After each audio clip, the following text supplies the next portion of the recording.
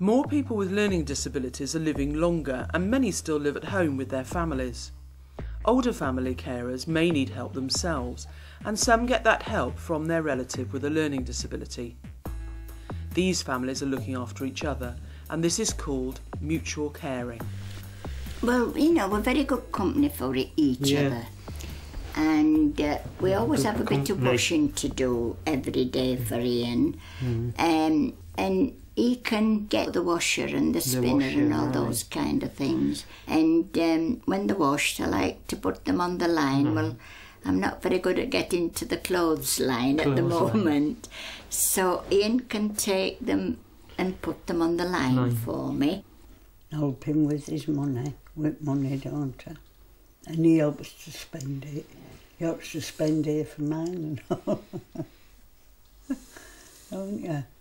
My mum helps me by doing my washing, getting my dinners ready, my tea ready. I make the meals, of course. Ian does help to a certain degree, but he doesn't like the hot. You know, he's not very good with the hot stuff. She does dusting, hoovering, cleaning, everything else. I read his mail for him, don't I? And tell him about it. And I tell him to change regular, but he doesn't. Get a shave. And get a shave, yes. The big issues at the moment, I think, that are facing older families, mainly isolation, lack of support, people not realising that some of their sons and daughters are actually now caring for them. Not a lot of people can actually understand mutual caring. It's not a term that a lot of the care managers and social workers are actually aware of, and they tend just to look at the older person as the carer and don't focus at all on the person with a learning disability. What do I do to help my mother? Well, she's getting on now, she's 90 years of age. I sit with her, we talk about the past. I get up at 7 and I make tea for my mum. I do shopping. I pay the bills for Mum. Mum gives me the money. Sometimes I do the ironing for her. Take a dog for a walk, hoover up. Helping my nan out the shower and sort of washing her back. Help her in and out of the bath. And help her to change her bed. I get my mother's medication. Sometimes I do the bit of cooking. Help her to keep safe. I'm pleased to help them. I'm very grateful, you know, that I've got a mum and my sister.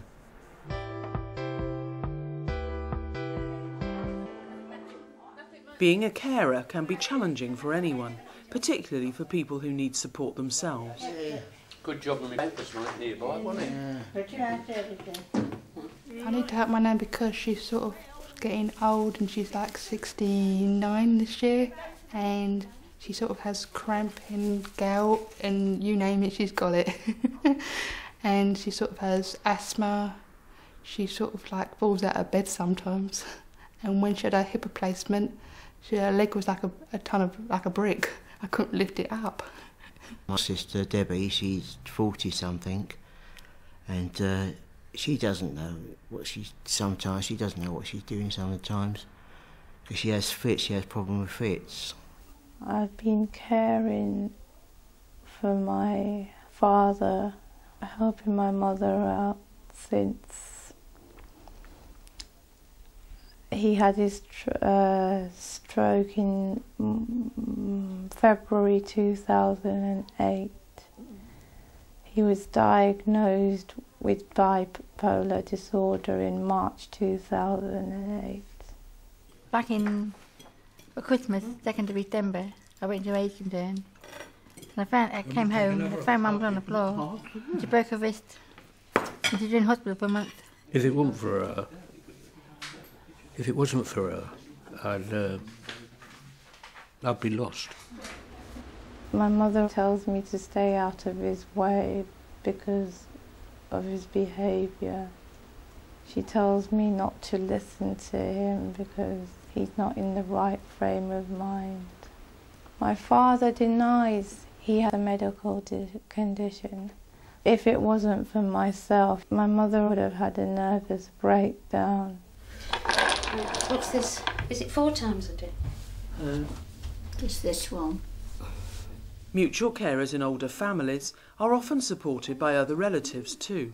I don't think that people realise the impact on someone's life of being a sibling of someone with learning disability and also having to be a carer for their parent as well, the older carer.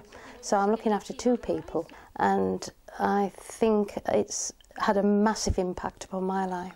You sort of fall into these things really, and I have a very accommodating husband and family who support me. But they don't ask me all the time, and people don't ask you. You just get on with it really, you do get on with it. And sometimes you'd like somebody just to say, Sandra, are you all right? And you don't feel you can go to somebody and moan on for an hour or 2 because it's selfish.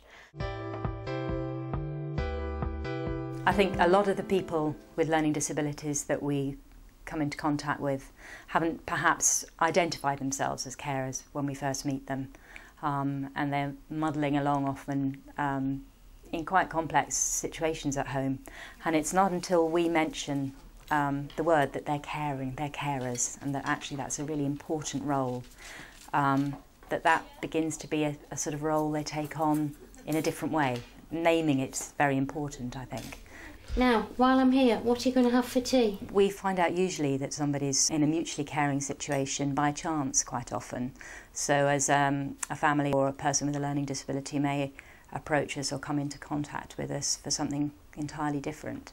And as we get to know them, we start to recognise that actually they're as much a carer as the family that everybody thinks is caring for them. Oh, that's good, Janet. Well done. Carers with a learning disability don't get recognised. Professionals should listen to us, and take that. Professionals should take whatever a person with learning disability is seriously. For many people, having a carer's assessment is a turning point in how they and others see themselves. Started doing more for my mum when her eyes started going, and we found out that she needed me more, so I needed to have a carer's assessment done. Some of our families were a bit worried about us doing carers assessments, but it has shown how much the person with learning disability is now caring for their mums and dads, and they're now really proud and quite happy to say to people, my son and daughter is now my carer. Well, you'll have to take us to Nether Edge, because Rita will be away. People just assume that carers just sort of nip in and do an odd job, but it's often a long commitment. I mean, at the moment it's been 7 years I've been doing this, and it does sort of grind you down. And through the assessment I've been able to access help, and also for me to put sort of in black and white what I do. And it was actually quite shocking when I looked at what I do. I actually became quite upset about it because I just realised that I am a worthy person because I'm doing a lot, but I think a year or 2 ago I wasn't feeling like that, and I do feel that with the carers assessment it's made me feel better about myself. The carers assessment has given me greater freedom. The carers come, and the people that sit in with my mother while I go out. I go dancing, I do other basic things like walking. I do a lot of things what I didn't do before. I am a carer, and that means a lot to me. There's no way through it at all, no other way for it. I just accept it, and that's the way it is. We just struggle along together, you know. I mean, you just do it and you don't think anything about it. I'm quite happy to do what I'm doing because I've always had to do it, you know. So you do the cooking and all the cleaning? Yes, I do. Yeah, yeah. So that's a lot, isn't it? You've got. Yes. And do you feel that you're managing okay with that, or do you feel that you could do with some extra help around that? I would say to someone in my situation, seek help. Seek help as soon as you can. Don't be afraid to ask, and keep going. There's help out there, take it, not turn it down. because everyone needs help sooner or later. I have been able to access direct payments. Now that may sound like I'm going to have a whole weekend off. It gives me a Saturday morning and 2 afternoons, and that's enabled me to really get my life back with my husband and children as well, because they've had to make a lot of adjustments really. But there can be barriers to asking for help. For families from some of the ethnic cultures, it's harder for them to ask for any kind of outside support. And there's also an expectation, I think, that the youngest in the family, or the women in the family, that's actually their role and they shouldn't really expect help. Sometimes for the person with a learning disability who perhaps is moving in circles where advocacy is something that they're beginning to learn about, and speaking outside the family is something they're being told is good and they're experiencing as good, the family are pulling them into keeping things quietly at home. Mum and my sister, they wouldn't manage without me. It's very hard to explain to people that, you know, you can't always do jobs that other people can do. Domino.